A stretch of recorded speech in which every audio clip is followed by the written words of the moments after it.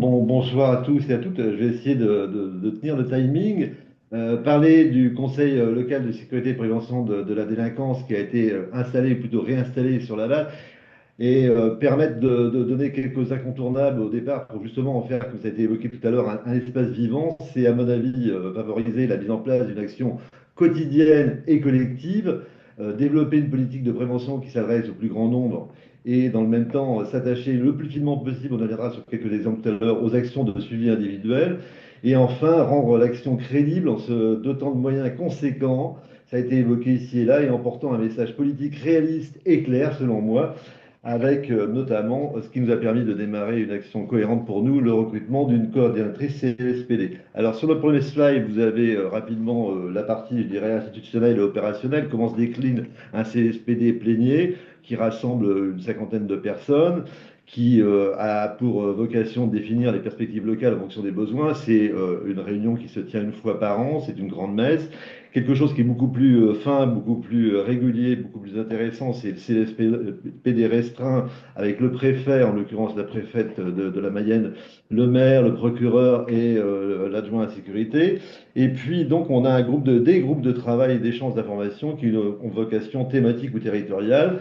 Sur la deuxième slide, vous avez le schéma global de la stratégie territoriale de sécurité et de prévention de la délinquance, sur lequel je vais m'attacher, puisque le temps m'est compté, à vous donner quelques exemples marquants, selon moi, sur la tranquillité publique, la mise en place d'une cellule de veille tranquillité publique, un groupe de partenariat d'opérations personnelles avec les services de l'État, ce qu'on appelle un GPO, pour positionner, ce qui est intéressant, hein, ça se passe toutes les 3 semaines environ, et j'y assiste aussi régulièrement que possible au commissariat, et c'est la mise en place d'un baromètre d'ambiance des quartiers avec les bailleurs, avec les intervenants sociaux. C'est quelque chose qui est assez précis et assez riche. Une stratégie de vidéoprotection, hein, avec un déploiement conséquent sur Laval depuis le début de notre mandat. La consolidation, ça a été aussi évoqué par l'intervenant tout à l'heure d'un réseau violence intrafamiliale. Et puis, on vient d'en parler dans une proportion moindre d'un poste mobile de sécurité. Pour l'instant, on n'en a qu'un. Sur la partie prévention, éducation, citoyenneté et Que ça parentalité. soit déjà arrivé, c'est à peine envoyé. Bah, c'est-à-dire que moi j'étais à faire quelque chose. Ouais. Alors, je reprends.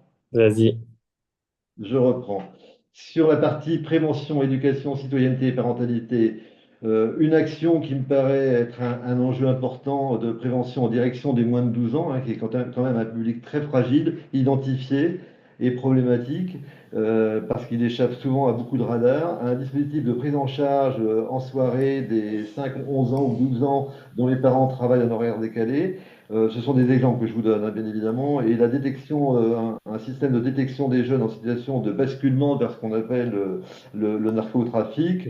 Et ça a été l'objet de plusieurs interventions et d'un ciné-débat qui a intéressé les jeunes à la question.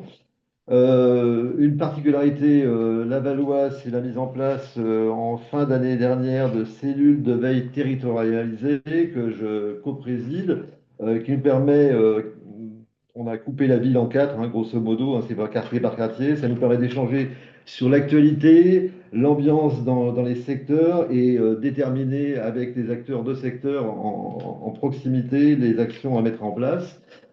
Un autre élément sur lequel Laurent Berco est très attaché, le Conseil pour les droits et devoirs des familles, en gros, c'est reprendre le fil des discussions, hein, qui a souvent été interrompu entre les parents, l'enfant, l'école, l'institution, et il s'agit en fait d'un rappel à l'ordre du maire. Il s'est réuni 4 fois depuis sa mise en place cette année, et on a surtout traité de situations d'absentéisme sur le constat, le bilan et les perspectives qu'on peut dresser depuis 2 ans, la part des mineurs, et ça c'est notable, ça nous a été quand même confirmé par la procureure, sur les faits de délinquance est en nette diminution sur la ville de Laval.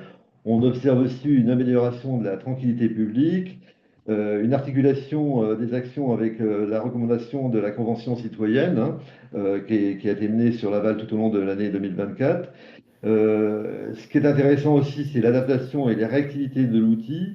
et le partage de l'info. Et je vais prendre un seul exemple, quand on imagine partager de l'info avec les uns et avec les autres, c'est notamment le suivi des personnes en errance sur la ville.